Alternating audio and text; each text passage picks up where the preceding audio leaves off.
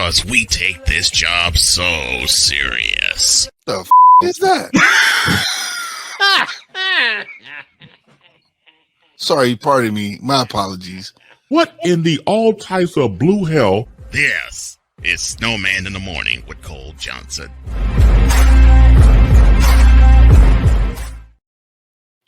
Sometimes I wonder what got into me when I brought this crew together, and they're a great crew. I love them all. I love when they're here. After the show today, I'm going to change out of my lucky sweater and into my lucky suit that my wife bought me, because I have the Northwestern Wildcats taking on the Owls, Florida Atlantic. Their tip time is scheduled for 12:15. After I make that quick change, we'll be up at 12:05 Eastern time. But we got to close this mega show out the right way. And to do that, I got to welcome this gentleman.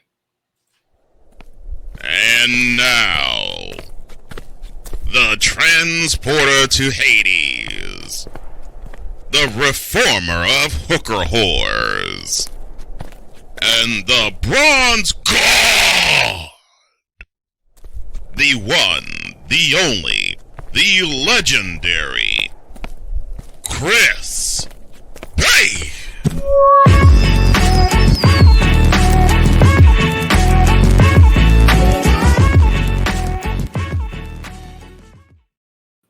You know him and you love him. He's here every Friday.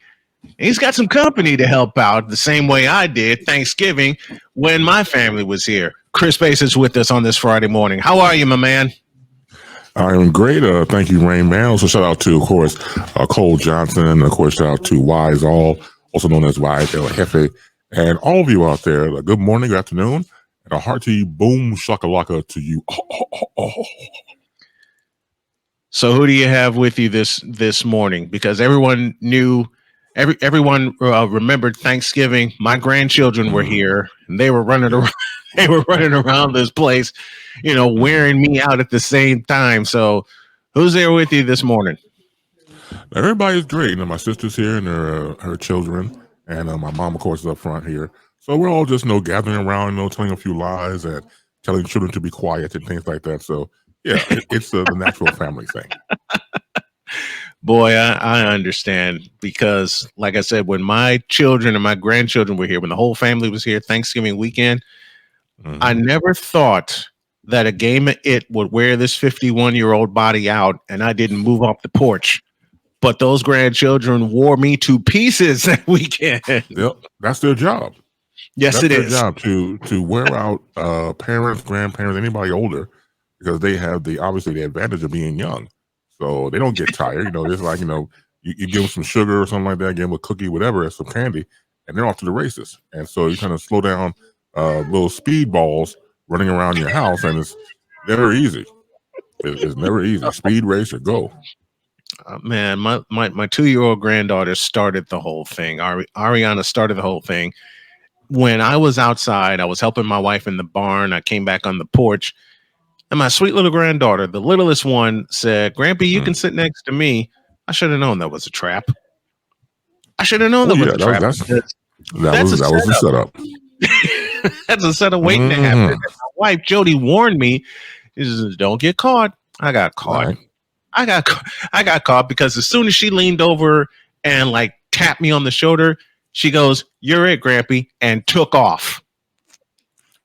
Look, and these children obviously are bright. When my youngest daughter, Latia, was younger, and she was about 4 or 5, and we were about to get ready to go out, and she found this container on the floor, and she was like, "Daddy, what's this?"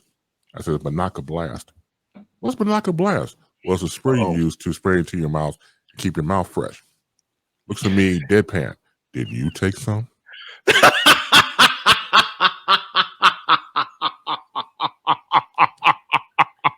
And I have no comeback from that.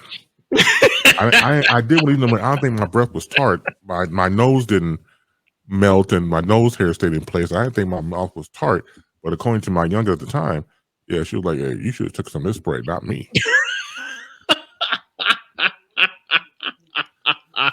Ooh, so yeah. There's no comeback for that. No. You gotta let it. But it's something like that. Let it. You marinate it. You let it ride. let it be what it is, because you can't come back from that. I really have good comebacks, but this is my daughter here. And I could have said something else to come. I was like, no, I'm going to let it ride. Yep. Threw the Monaco container away. And that's all you can. Business. That's all you can do, because that's all you can. That's right. My daughter Cheyenne also came over Thanksgiving weekend. She saw me in here prepping for a football call that I had the next day. And she comes in here and she says, Pop, I have something to tell you. And right away, when I hear that, I go, uh-oh, whose ass am I going to have to kick? She leans over to me and says, I want to start a podcast. I turned and looked at her and I said, what? Then I'm joined by Carmen, my other daughter, and she says, yeah, let's do one together, and we want you to produce it. I said, that comes with 2 conditions.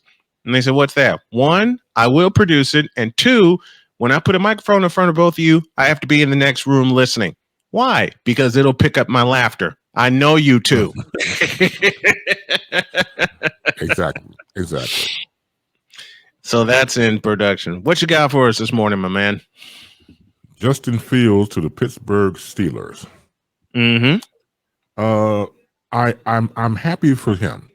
Yeah. I'm happy for him because, again, here in Chicago, he got screwed, blued, and tattooed, I think, more than any other player that I've seen before in a very long time.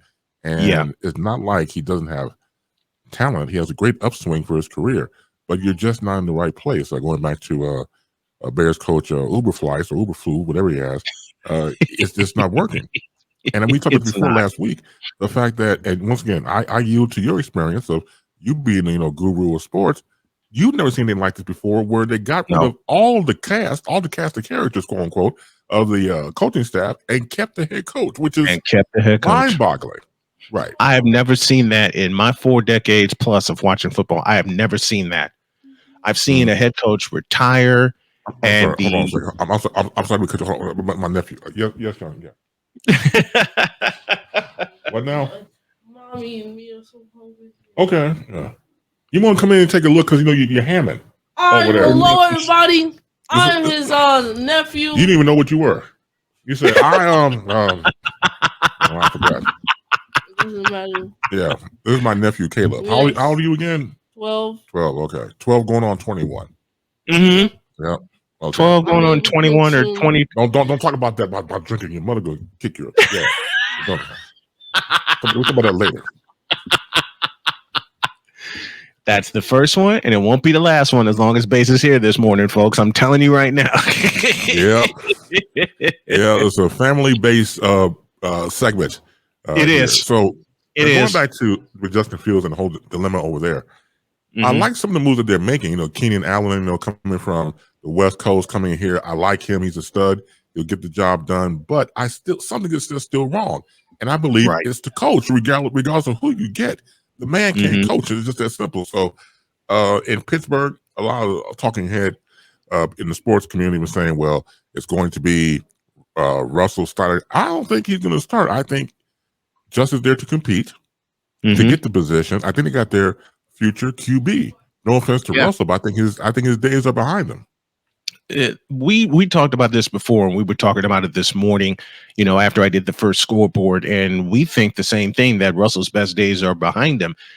Hell, Russell's best days were left in Seattle after Super Bowl 49, when one little audible would have gotten him back-to-back championships. And had he done that, and we all believe this, we've all talked about it, you've talked about it with us, had he turned the ball off to Marshawn Lynch and they beat the Patriots, this conversation is never had, because he's immortalized forever in Seattle. They retire his number, and that's the end of that. It would have been an interesting dynamic, we said before, about a trajectory shift. And that would have been great for, of course, Russell and everybody on the team. And the Seattle Seahawks would have went into immortality. It doesn't take much. It only takes that one move can change the whole spectrum of everything. So, it's great. I'm really more pro Justin than pro Russell. I'm kind of anti-Russell at this point because, again, I just see the keys being handed over to Justin. And I know who's going there, obviously, to compete for the position. And let's just say he'll play, meaning Russell say, I don't know, maybe 4 or 5 games. And I'm literally the 4 or 5 games when that happens. So, again, he's primed, meaning Justin Fields, to go in there and show what he can do, have a coach and an offensive team that will work around his talents and make it part of the system, which he did not have back here in Chicago. So when I saw the move, I was very happy for him. Very happy. And going back to something you mentioned a few moments ago, I have never seen an entire coaching staff fired, and yet they kept the head coach. Even with the Colts, and my wife and I were talking about this, when they changed their staff from Chuck Pagano was the first to go. Chuck Pagano was the first to go, and then one by one, they changed the assistants. I've never seen all the assistants fired, and then they keep the head coach, because Eberflus is not the answer for the Chicago Bears. No. He just isn't. He just... Unless he's a relative of the McCaskies and ownership, I don't know. Something stinks. Something stinks. We said last week about blackmail.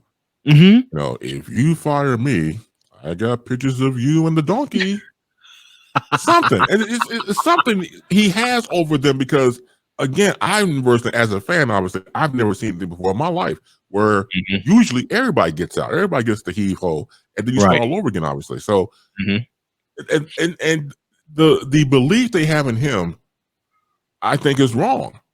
No offense to Ryan Poles and everybody, I just think it's the wrong move. The only way he'll salvage his job, of course, if the players are in place and they become consistently winners. But as a coach, as a motivator, as someone who can put his mark on the team, I don't see it at all. Not at all. I don't see it either.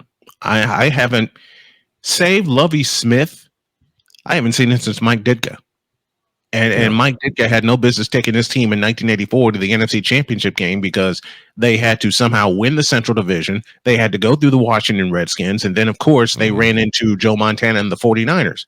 You know, everyone was expecting the Redskins to play San Francisco because Washington had the home field advantage, but yet the Bears beat them. I haven't seen anything like that since Lovie Smith was here and they unfairly fired him. It could be the curse of Lovie. First of all, you can't get more smooth than a man named Lovie. Now that's smooth. Now you're a smooth dude. You can't, and for him to have come in, and I remember the presser when he came in. The three things he set out to do, he did. Yes. First, we're going to beat Green Bay. Beat Green Bay. Second, we'll get into the NFC Central and win that. Yep. And then go to the Super Bowl. Not too many people can say it and make it to come to fruition. Yep. Not too many people can do that. So he did all three of those things. And easy. Because the first year he was in Chicago, they swept Green Bay. The year they went to the Super Bowl, they split because Green Bay beat them last game of the season, and then the Bears just went on and rolled over everybody to get to the Super Bowl. They beat Seattle, and then they beat New Orleans. So he did all three of those things within 2 years, and he nearly got him another NFC North title in 2008, were it not for a loss to Houston. And then the next thing I know, he's getting fired, even though he led his team to a 10-6 record. What is wrong with this picture? It goes back to Bizarro World. If you are a comic book fan like me and you follow Marvel or DC, Bizarro was the one who's the enemy of Superman, and everything that he does is reversed. He has reverse S on his chest. He talks backwards. So like that's Bizarro. That's Bizarro World. So again, you and I have been shifted to Bizarro World, but nobody told us. Nobody told us whatsoever. Not an email or text or nothing. They sure as hell didn't warn me. They sure as hell didn't warn me about Bizarro World, because when I got the notification that Lovie Smith had been fired, I immediately went and looked at his record for that season. Of course, we're talking about 2008. Right. He went 10-6 and was just one game away from making the playoffs. So I'm going, why are you firing a guy with a 10-6 record in the season? You had a couple of bad breaks, and one of them was the game they lost at Minnesota when they couldn't punch it in the end zone. And then 3 plays later, Gus Frerotte, of all people, throws a 99-yard touchdown to a former Bears receiver in Bernard Berrien. So that game buried him, but he still wound up 10-6, and they didn't give him another shot. He did not get another shot. And I think that's the most unfair thing. And it goes back to what you said, not only with Bizarro World, but Bizarro World is led by who? The McCaskies. Yeah. Because they're still stuck in 1947. And that is a detriment. And so I remember one person online, I was they were talking about, of course, the whole thing, the trade, and going to Pittsburgh at the time when they just hit social media, going back to that whole thing with Justin Fields. Someone I had typed about they need a new head coach, and the person typed after me, they need new ownership, which is a whole different conversation. Oh boy! Please, I mean, you get new ownership, you'll get probably some things done and some more thought progressive ideas, and once again, not stuck in the past. And that's the danger with some of these organizations, because they got the money, they know their heritage, they know who they are. But what about main moves for now and the future? You hire these people, don't handcuff them. If you handcuff them, don't get that player, get this player. So if Ryan Poles or everybody else is handcuffed, then you're just doing what they're doing with the Kamaski, whatever the hell. It doesn't matter anymore. The owners, who have shown over the years that they have a problem with coming up to modern time. They've shown that over the years. So, and they were embarrassed because, as you and I both know, and others know, that they could have gotten Patrick Mahomes at one point in the draft. They were primed for it, but they didn't do it. So now you get another light-skinned guy in Justin Fields to, I guess, so-called make up for it. But look what you did to him. So it's just a cluster F in this situation. Once again, I wish the organization very well in their endeavors, but it just don't look good. And I'll tell you something. See, you have to understand that people are who they are. Case in point, Draymond Green. Uh-oh. So, once again, let me read. I want to miscalculate. Right. The Golden State Warriors forward got into a scuffle that led to the Memphis Grizzlies head coach Taylor Jenkins falling to the floor, also grabbing the jersey of Grizzlies Desmond Bane. Now, you and I had talked about this. It goes back to when I said that he, meaning Draymond Green, has not and never learned his lesson. Right. All you had to do when he went through all that debacle and kicking guys in the, in the short and curlies and put them in the headlock, stuff like that. When you are suspended, you would do whatever it takes to get back in. You would say whatever it takes to get back in. You probably don't mean it, but you want to get back in. And so, like I said before, you and I talked about this. So, what if NBA Commissioner Adam Silver, gives him the sentencing, and then the Golden State Warriors tack on some more games to miss? And I think I'm taking a guess here. It probably would have hurt more coming from the Warriors, more so than Adam Silver. That's Adam Silver's job. But if the team says, "Dude, you out of pocket, and we're going to tack on 10 more games for you to miss," maybe they would have sunken in. And we talked about this before. Look, to be completely strict about it, take him out for the whole year. The whole rest of the season, just remove him completely, and then he'll get it. Why? Because that was thinking more than just saying the right things and nodding your head and knowing good and damn well you don't mean it. Right. Like this situation, we're back on Draymond Green by him grabbing jerseys and regarding scuffles. Aren't the Golden State Warriors tired? Aren't you tired by now? Aren't you realize that you let this monster roam the fields for years and years and years? Thought you can control him, but you never could. But then you turn a blind eye for him doing this type of stuff. Once again, I'm watching the sidelines, some of this trajectory shift again with going back to Draymond Green. Once again, it's a decent team, and they won championships.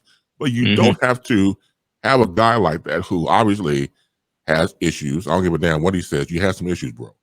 And you need to sit down and get that taken care of, because it's not like it will deflect who you are as a player. You're a great player.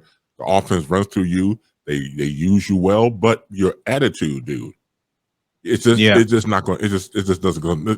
It doesn't help. Doesn't help. It's a case of here we go again. And like you, I would have kicked him out for the whole season. If I'm NBA commissioner, I said, look, we're done with you for the season. And then if I'm Golden State, I tack on part of the next season, because you got to send a message and you have to make an example. And this is coming from a fellow who not only is a fan of the Warriors, but covers them. But fair is fair. Correct. Fair is fair. And Adam Silver ain't being fair on a lot of levels. And that's a whole different conversation in and of itself. And we'll talk about that later on. But You talk about organizations, and you think, aren't you just tired? The Bears are saying that. The Golden State Warriors are saying that. You got to know every organization in Cleveland is saying that. Yeah. Because in many ways they get so close, and I'm going baseball here with the Cleveland Indians. They get so close, and yet they wind up so far because they either have to face the Houston Astros or they have to face the New York Yankees, and they're just thinking, why can't we catch a break and get a team we can beat, like, I don't know, Seattle or somebody or somebody like that. But there are organizations in sports, I've seen them, we've seen them, we've watched them, where you just shake your head and go, aren't you tired of this? And if you're tired, what are you going to do about it? Correct. You become enablers. Mm-hmm. Going back to the whole Golden State situation, when you're seeing Draymond Green stick his foot out and creating all this brouhaha, and you're laying on, sitting on the couch, like sitting on the bench, like, oh, okay, here we go again. No, there should be no here we go again. There should be some serious conversation and some serious action towards it. But you look back and say, well, he is the catalyst of our team, and he helped us win championships. And see, that's what they keep leaning towards. But but at what cost?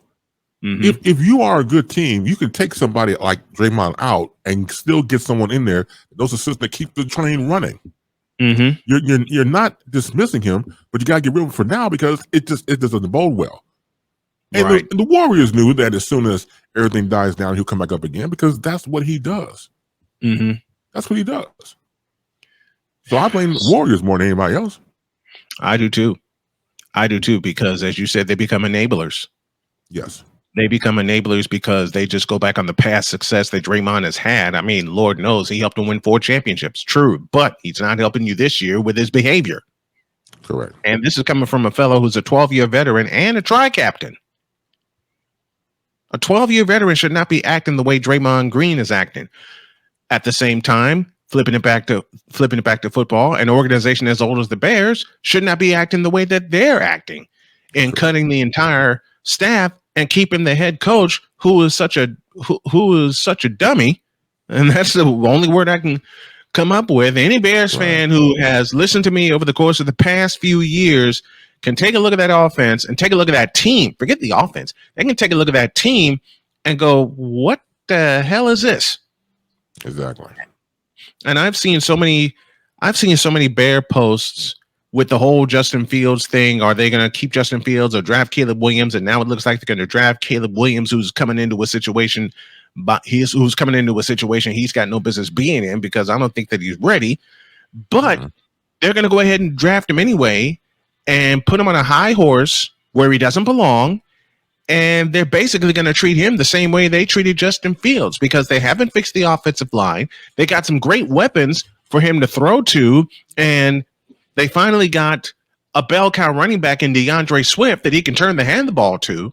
And I had someone ask me online, what do you think Caleb Williams is going to do should the Bears draft him? Tell you exactly what he should do. Every play, turn and give the ball to DeAndre Swift. Because if you show any kind of your skills as raw as they are, because it happened to Justin Fields, and they see that you're not ready, they're going to sink their teeth in and eat you like piranhas. Correct. You nailed everything on the head. It's a matter of priorities, and if you keep on ignoring it, it's going to be a problem. It's going to be a problem. The problem becomes infested, and it keeps growing and growing. And you keep, just stepping over it. Oh, that's all right. It's just a problem. No, you got to take care of the problem. The problem will take care of itself. You got to take care of it. But again, you don't see what's right there in front of you. I mean, Ray Charles and the state he's in right now can see what's going on with the Chicago Bears and all this other stuff, because, again, these things should not even be in play at all. We should have a conversation, honestly, about a head coach who's staying, and the team around him, offensive, defensive side, coaches, they show him the door. So this is insane. It's insanity. But one light note that I liked, and I really believe this, and this is no disrespect to women, Yama, and younger players in the NBA, Anthony Edwards is the future of the NBA. Ant-Man has what it takes to give a great performance night in and night out. I agree. The man plays both sides of the court. He is dynamic. He has great personality. He makes it exciting again.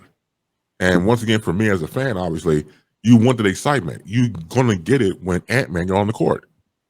What he's done recently, the whole posterization, even the show of him dunking, and then the night before when he had the block. So it's not like he's just one-dimensional.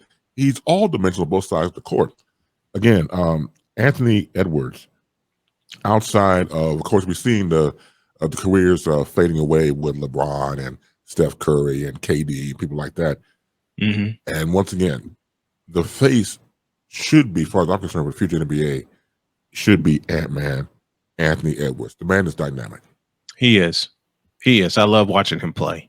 I love watching him play both sides of the ball, but the defensive part is not celebrated anymore like it was back in the day. And I get into arguments online with people, and all they want to highlight is the offense. I said, what if he winds up doing something that only Michael Jordan and only a couple of others have done? I said, what's that? Win the MVP and also win the Defensive Player of the Year. And he immediately challenged me. This guy immediately challenged me and said, that has never been done. I said, oh, yeah? Look up 1988. He came back to me and he said, how did you know that? I watched it. And that wasn't even statistically his best year. His coming out party for Michael Jordan was not 88. It was 89 when they challenged the Detroit Pistons. Who was the person that was trying to challenge you? There are a few people on that LeBron spectrum, and I'll just say that. Let me get my camera here. Let me tell you something, you knuckleheads. Don't you ever try to challenge this man. Where you go? There, over there. Don't you do it. If you want your gas handed to you on a silver platter, whose gas is that? It's yours, because he just cut it up into bite-sized morsels. It's your gas. The Rain Man does that. He does that. Why? Because he knows everything about sports. Why do I know? I was there from day one. I sat next to the Mother Hubbard. I watched him work. I know how he operates. So for everybody to get on board, if you want a challenge, now once again, you should even do it, but if you want a challenge in the world of sports, my money's on this man. My money's on him. And no offense to y'all, but I like to get paid too. So yeah, if I bet some money on Snowman, Rayman, I'm gonna get some money out of it. Because the man is knowledgeable beyond knowledgeable. I dare anybody out there. I don't know, unless you just want to embarrass yourself. I'll put anybody out there that wants to go toe to toe with this man. You won't win. You won't win. If you're a fan of boxing, he's Muhammad Ali, and I'm his trainer. I'm Bandini Brown. He's Ali. I'm Bandini Brown. And let him know you can't fight this man. You can't fight this man. It goes back to, for example, when you saw the movie Ali with Will Smith, and Jamie Foxx played brilliantly Bandini Brown. So Bandini was fired, and he comes back to Ali. Take me back, boss. it's like take you back at everything you've done. Take me back, boss. I'm gonna be there for the resurrection. So that's how I am with this man. I know the resurrection's coming, so I want to check it out.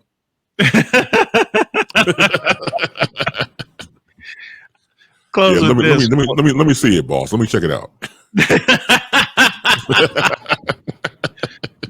When I met Jody and we were dating, she wanted to be in the booth with me when I was covering Michigan City High School for football. And she, talked to some people at Indiana State who had gotten to know me. And she said, I want to be in the booth with you. I said, all right, you're on. And she asked me, what can I do? So there was one game where a young man named Lyric McFerrin went completely off, had a great game. And I gave her, mistakenly, a crash course on taking statistics. I showed her the chart, and I showed her how to chart everything. When she kept hearing me spit out numbers, now I'm doing this off the top of my head because I'm being the engineer. She's my producer in the booth as well as my statistician. I'm doing this off the top of my head. And when all that was said and done, I said McFerrin finished with 19 carries for 229 yards and 4 touchdowns. Jody's eyes got this big, and she looked at me and said, say that again? When we went to a break during the post game, I told her the numbers and she said, you got to be off somewhere. I said, baby, I don't mind being off. I'm just going off of what I saw. Son of a gun, if a guy from the newspaper didn't come up to me and said, tell me your numbers again. I told him the numbers. He went back, came back to me and said, you were off by 2 yards. Huh? Mm-hmm. Yeah. Absolutely. He said you were off by 2 yards. Some days I don't even know how I do this. And but you do it. That's the cool thing about it. You know what you're doing because you do it. And it's not like one of those things where you have to try hard. It's just natural. You get up in the morning, scratch, go to the bathroom, things like that. Just the thing I just talked about is how you operate with sports. It's natural. It's not forced. It's just natural. So I think some people can get intimidated by that. But at the same time, you should respect it. You should respect it and keep moving forward. So that's why, you know, when Rain Man reached out to me about doing something, I don't mind being on because, hey, he keeps moving forward. And it's so much fun to do. That's Mr. Bass. That's Chris Bass. He joins us every Friday morning, and we just allow him to be himself, and it's so much fun. I love you, brother. There's nothing you can do about it, and I can't wait to talk to you next week. Well, I love you more, and as far as doing something about it, it's too late. It's too late. So, you know, we rock and roll together. So, everybody out there have a great weekend, and we'll do it again next week. Thank you so much. Right. Thank you, Bass. Thank you. And now, the transporter to Hades, the reformer of hooker whores, and the bronze god, the one, the only, the legendary Chris Bay.